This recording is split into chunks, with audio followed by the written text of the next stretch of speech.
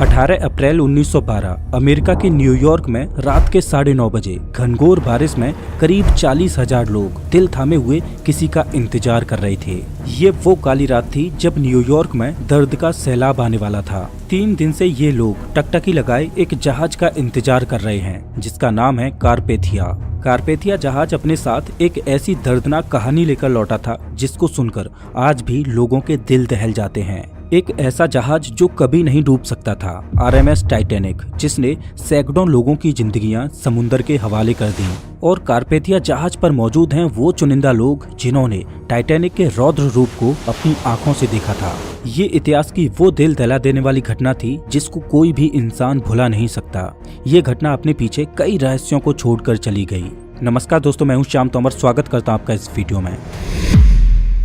10 अप्रैल 1912 को जब Titanic Britain के साउथहैम्पटन से न्यूयॉर्क जाने के लिए अपनी पहली यात्रा के लिए तैयार था, तब वहां पर एक अलग ही माहौल था, क्योंकि लोगों ने टाइटैनिक के बारे में इतना सुन रखा था कि वो टाइटैनिक की विशालता और उसकी सुंदरता को देखने के लिए उमड़ पड़े। ऐसा माना जाता है कि करीब 1 लाख से भी ज्यादा लोग टाइटैनिक की भव्यता को देखने के लिए आए थे।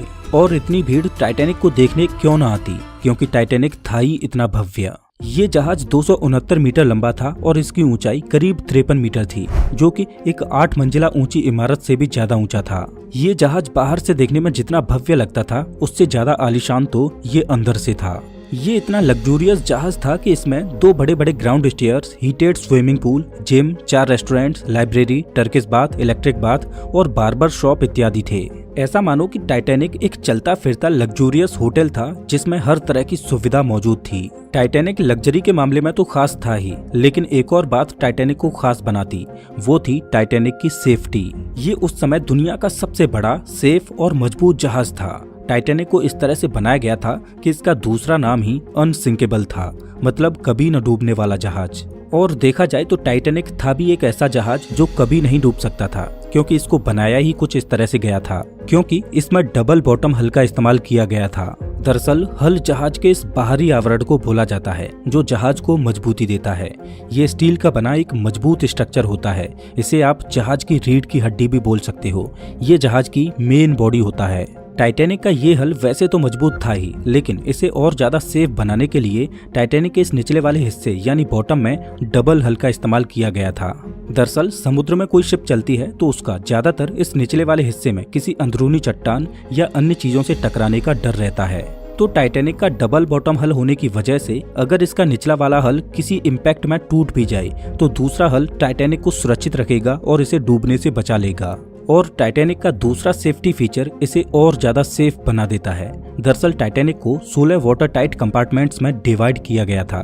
दरअसल जहाज का ये निचला वाला भाग शिप का मेन पोर्शन होता है जो पानी के अंदर चलता है। अब अगर मानकर चलो कि जहाज के इस वाले हिस्से में कहीं पर भी कोई छेद हो जाए तो धीरे धीरे जहाज के अंदर पानी भरने लगेगा और कुछ समय बाद जहाज पानी के अंदर डूब जाएगा। लेकिन टाइटैनिक के इस निचले हिस्से को 16 वाटर टाइट कंपार्टमेंट्स में बांटा गया था। इससे फायदा ये होने वाला था कि अगर बाई चांस जहाज साइड से किसी चट्टान से टकराता है और उसमें लीकेज होता है तो जहाज का जो कंपार्टमेंट क्षतिग्रस्त हुआ है केवल उसी में पानी भरेगा और बाकी के कंपार्टमेंट्स में पानी फ्लो नहीं करेगा, जिससे जहाज डूबने से बच जाएगा। और टाइटैनिक इतना बड़ा जहाज था कि अगर इसके 16 में से 4 कंपार्टमेंट्स में भी पानी भर जाए तो भी ये डूबने वाला नहीं था।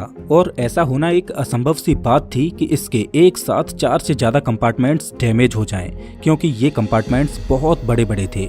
तो भला कोई चट्टान भी इस जहाज को कैसे डुबो सकती थी। इसी वजह से इस जहाज को कभी न डूबने वाला जहाज यानी अनसिंकेबल बोला जाता था। टाइटैनिक को व्हाइट स्टार लाइन कंपनी ने करीब 3 सालों में बनाकर तैयार किया था। 2 अप्रैल 1912 को टाइटैनिक जहाज बनकर तैयार हो चुका था और इसके कुछ दिन बाद यानी 10 अप्रैल 1912 को इसे अपनी पहली यात्रा के लिए तैयार किया जाता है। इस जहाज में उस जमाने के बड़े बड़े लोग बैठे थे। इसमें कुछ ऐसे प्रवासी भी थे जो अमेरिका जाकर एक नए जीवन की शुरुआत करने वाले थे। इस जहाज के कप्तान थे 62 साल के एडवर्ड जॉन स्मिथ, जो कि एक अनुभवी कप्तान थे। ऐसा माना जाता है कि ये इनका आखिरी सफर था। इसके बाद ये रिटायरमेंट लेने वाले थे। इस जहाज पर करीब 2240 पैसेंजर्स और क्रू मेंबर्स थे। वैसे तो साउथहैम्पटन से न्यूयॉर्क पहुंचने में 7 से 8 दिनों का समय लगता था, लेकिन टाइटैनिक उस जमाने का सबसे तेज चलने वाला जहाज था, तो व्हाइट स्टार लाइन कंपनी चाहती थी कि ये जहाज 6 दिनों में न्यूयॉर्क पहुंचे और लोग टाइटैनिक की भव्यता के साथ साथ इसकी रफ्तार को भी जाने। इस वजह से कंपनी की ओर से टाइटैनिक के कैप्टन स्मिथ को जहाज को फुल स्पीड से चलाने के इंस्ट्रक्शंस मिले हुए थे। टाइटैनिक को बने हुए अभी ज्यादा समय नहीं हुआ था और ना ही टाइटैनिक के सेफ्टी टेस्ट और ट्रायल्स हुए थे, लेकिन फिर भी टाइटैनिक को एक लंबी यात्रा के लिए तैयार किया जा रहा था और इसका एक बहुत बड़ा कारण था। दरअसल व्हाइट स्टार लाइन कंपनी की एक और शिप थी, ओलंपिक, जो देखने में तो टाइटैनिक की तरह ही थी, लेकिन वो इससे थोड़ी छोटी थी। इस वजह से ओलंपिक शिप को टाइटैनिक की बहन बोला जाता था। मार्च 1912 को ओलंपिक शिप में खराबी आ गई थी। इस वजह से ओलंपिक इमरजेंसी में बंदरगाह पर रिपेयर होने के लिए आई। अब ये शिप इतनी बड़ी होती हैं कि इनको रिपेयर होने में कई महीनों का समय लग जाता है, तो इस वजह से व्हाइट स्टार लाइन कंपनी का बिजनेस इन महीनों में बंद पड़ जाता। तो कंपनी ने अपने बिजनेस को जारी रखने के लिए अगले ही महीने यानी अप्रैल में अपनी नई शिप टाइटैनिक को लॉन्च करने का फैसला किया। अब क्योंकि ये टाइटैनिक की पहली यात्रा थी, जिस वजह से टाइटैनिक के क्रू में कुछ अनुभवी लोगों का होना भी जरूरी था। इस वजह से टाइटैनिक के कुछ क्रू मेंबर्स को हटाकर ओलंपिक के कुछ क्रू मेंबर्स को टाइटैनिक के क्रू में शामिल किया गया। टाइटैनिक का एक ऑफिसर था डेविड ब्लेयर, इसको हटाकर इसकी जगह पर ओलंपिक के एक ऑफिसर को इसकी जगह पर ड्यूटी पर नियुक्त किया गया। तो डेविड ब्लेयर जब शिप को छोड़कर अपने घर जा रहा था, तो वो गलती से अपने लॉकर की चाबी को भी अपने साथ ले आया और दुर्भाग्य से टाइटैनिक पर मौजूद इकलौता दूरबीन भी उसी लॉकर में बंद था। डेविड ब्लेयर के द्वारा की गई ये छोटी सी गलती आगे चलकर टाइटैनिक को डुबो देती है। आखिर वो घड़ी आ ही गई जब 10 अप्रैल 1912 को टाइटैनिक अपने पहले ऐतिहासिक सफर पर रवाना होता है। कैप्टन स्मिथ भली भांति जानते थे कि साल के इन महीनों में समुद्र में बहुत ज्यादा आइसबर्ग मिलते हैं। इस वजह से उन्होंने खतरे को भांपते हुए नॉर्दर्न रूट के सीधे रास्ते को छोड़ते हुए साउदर्न रूट के इस थोड़े लंबे रास्ते को चुना। दरअसल आइसबर्ग समुद्र में मौजूद छोटे छोटे बर्फ के पहाड़ होते हैं। ये बर्फ के पहाड़ ग्लेशियर से टूटकर समुद्र की लहरों के साथ बीच समंदर में आ जाते हैं। आप इस मैप को देखिए, इसमें ग्रीनलैंड से बर्फ के ये छोटे छोटे पहाड़ टूटकर इस रास्ते के द्वारा अटलांटिक ओशियन में पहुंचते हैं। तो ये वाला जो रीजन है, इसमें अप्रैल के महीने में बहुत ज्यादा आइसबर्ग टूटकर आते हैं। लेकिन अच्छी बात यह है कि इन आइसबर्ग को अटलांटिक ओशियन में पहुंचते पहुंचते करीब 2 साल लग जाते हैं और अटलांटिक ओशियन तक पहुंचते पहुंचते वो आइसबर्ग पिघलकर समुद्र के पानी में विलीन हो जाते हैं। जो आइसबर्ग बहुत ज्यादा बड़ा होता है वही अटलांटिक ओशियन के बीच में आ पाता है। तो कैप्टन स्मिथ ने आइसबर्ग के खतरे को टालने के लिए इस रास्ते के बजाय इससे थोड़े दूर के रास्ते को चुना, जहां पर आइसबर्ग मिलने के चांसेस बहुत कम हों। ये वो समय था जब जहाज में आइसबर्ग इत्यादि को देखने के लिए ज्यादा कोई खास टेक्नोलॉजी नहीं होती थी। इस वजह से जहाज के सामने थोड़ी ऊंचाई पर यहाँ पर एक क्रूज नेस्ट होता है, इसे लुकआउट पॉइंट भी बोला जाता है। इस क्रूज नेस्ट में हमेशा 1 से 2 लोग दूरबीन लेकर बैठे रहते हैं, जो दूर तक सामने देखते रहते हैं कि जहाज के सामने कोई अड़चन तो नहीं है जिससे जहाज टकरा जाए। और जब ये जहाज पानी में चलते तो ये सभी जहाज वायरलेस रेडियो के जरिए एक दूसरे को संदेश भेजते रहते कि कौन सी जगह पर क्या अड़चन है। जब टाइटैनिक आधे रास्ते पर पहुंच चुका था, तब इसको कोरोनिया शिप से आइसबर्ग होने की पहली चेतावनी मिलती है। ये आइसबर्ग अभी टाइटैनिक से 1 दिन की दूरी पर था। टाइटैनिक पर सीनियर ऑफिसर जैक फिलिप्स इस वायरलेस रेडियो सिस्टम को ऑपरेट कर रहे थे और दूसरे जहाजों के साथ संपर्क में बने हुए थे। 14 अप्रैल को दोपहर में टाइटैनिक को आइसबर्ग के होने की दूसरी चेतावनी मिलती है। वायरलेस ऑपरेटर जैक फिलिप्स इन चेतावनियों के बारे में जहाज के कप्तान को आगाह करते हैं। टाइटैनिक के इस पहले सफर पर टाइटैनिक का मालिक जोसेफ ब्रूस भी था। जब कैप्टन स्मिथ ने जहाज के मालिक ब्रूस स्मे को आइसबर्ग की मिलने वाली चेतावनियों के बारे में बताया, तो ब्रूस स्मे ने इन चेतावनियों को नजरअंदाज कर दिया, क्योंकि उसका मानना था कि समुद्र में आइसबर्ग मिलना एक आम बात है और जिस जहाज में वो बैठे हैं वो एक मजबूत और कभी न डूबने वाला जहाज है। और ब्रूस स्मे नहीं चाहता था कि इन चेतावनियों की वजह से जहाज की स्पीड कम हो और जहाज अपने निर्धारित समय से लेट पहुंचे। इसके बाद टाइटैनिक को आइसबर्ग की 5 बार और चेतावनियां मिलती हैं और टाइटैनिक को जो आखिरी चेतावनी मिली वो एसएस कैलिफोर्नियन जहाज से मिलती है। रात हो चुकी थी और दुर्भाग्य से आज आसमान में चांद भी नहीं निकला था, जिस वजह से विजिबिलिटी बहुत कम थी और क्रूज नेस्ट में बैठे लोगों के पास दूरबीन भी नहीं था जिससे वो दूर से ही सामने आने वाली अड़चन को देख पाएं। टाइटैनिक अपनी फुल स्पीड 40 किलोमीटर प्रति घंटे की रफ्तार से चल रहा था और आइसबर्ग से टाइटैनिक अभी 2 घंटे की दूरी पर था। घनघोर अंधेरे में समुद्र के पानी को तेजी से चीरते हुए टाइटैनिक आगे बढ़ता ही चला जा रहा था, बिना इस बात की परवाह किए कि जिस रास्ते में अभी वो चल रहा है उसके सामने एक बहुत बड़ी बर्फ की चट्टान मौजूद है। रात के 11:30 बज चुके थे और अब टाइटैनिक आइसबर्ग से महज 6 किलोमीटर दूर था और जिस रफ्तार से टाइटैनिक चल रहा था उस रफ्तार से ये अगले 10 मिनटों में आइसबर्ग के पास पहुंचने वाला था। टाइटैनिक के क्रूज नेस्ट में 2 बहादुर लोग फ्रेडरिक फ्लीट और रेजिनाल्ड ली, ये दोनों कड़कड़ाती ठंडी और रात के काले अंधेरे में टकटकी लगाए जहाज के सामने आने वाली अड़चनों को देख रहे थे। इन दोनों के लिए परेशानी ये थी कि जहां पर ये बैठे थे उन्हें वहां पर ठंडी हवा का सामना करना पड़ रहा था, जिस वजह से इनकी आंखों से आंसू निकल आते। इनके पास कोई दूरबीन भी नहीं था, जिस वजह से ये ज्यादा दूर की चीजों को देख भी नहीं पा रहे थे। कम रोशनी में आंखों से ज्यादा दूर मौजूद चीजों को देख पाना संभव नहीं था। रात के 11:39 पर क्रूज नेस्ट में बैठे फ्रेडरिक फ्लीट को दिखाई देता है कि सामने एक आइसबर्ग है। उसने बिना देर किए जल्दी से 3 बार घंटी को बजाया और तुरंत ब्रिज पर मौजूद ऑफिसर्स को फोन करता है और बताता है कि सामने आइसबर्ग है, जल्दी से जहाज को लेफ्ट साइड में मोड़ो। ब्रिज पर मौजूद फर्स्ट ऑफिसर विलियम ने जैसे ही इस चेतावनी को सुना उसने तुरंत एक्शन लेते हुए जहाज को रोकने के लिए फुल स्पीड में रिवर्स में इंजन को चालू कर दिया और जहाज को तेजी से लेफ्ट साइड में मोड़ने लगा। लेकिन अब बहुत देर हो चुकी थी। जहाज की रफ्तार इतनी ज्यादा थी कि इतने कम समय में रिवर्स इंजन चालू करने के बाद भी इसे रोका नहीं जा सकता था और जहाज इतना बड़ा था कि कम डिस्टेंस में एकदम इसको मोड़ा नहीं जा सकता था। काफी हद तक टाइटैनिक के रास्ते को मोड़ दिया गया, लेकिन फिर भी रात के 11:40 पर टाइटैनिक का आगे का राइट वाला हिस्सा बर्फ की चट्टान से टकरा जाता है। ये टकराव इतनी जोर से हुआ कि जहाज पर मौजूद सभी यात्रियों को इसने हिलाकर रख दिया।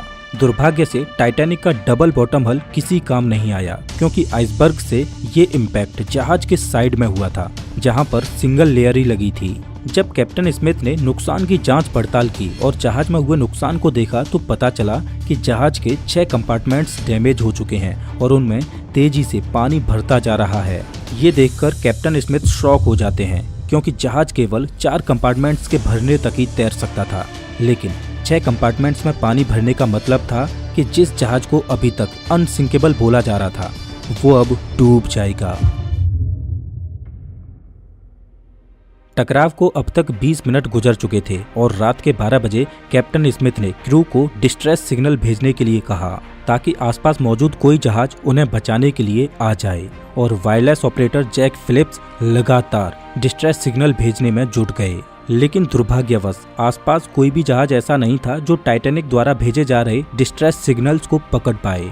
6 कंपार्टमेंट्स पानी से भर चुके थे और पानी अब डेक के ऊपर से बहने लगा। कैप्टन स्मिथ लाइफ बोट्स को समंदर में उतारने का आदेश देते हैं और सभी लाइफ बोट्स को बाहर निकाला जाने लगा। दुर्भाग्यवश उस समय टाइटैनिक पर केवल 20 ही लाइफ बोट्स मौजूद थीं और एक लाइफ बोट की क्षमता केवल 65 लोगों की ही थी। 20 लाइफ बोट्स के द्वारा केवल लगभग 1200 लोगों को ही बचाया जा सकता था और जहाज पर 2200 से ज्यादा लोग मौजूद थे।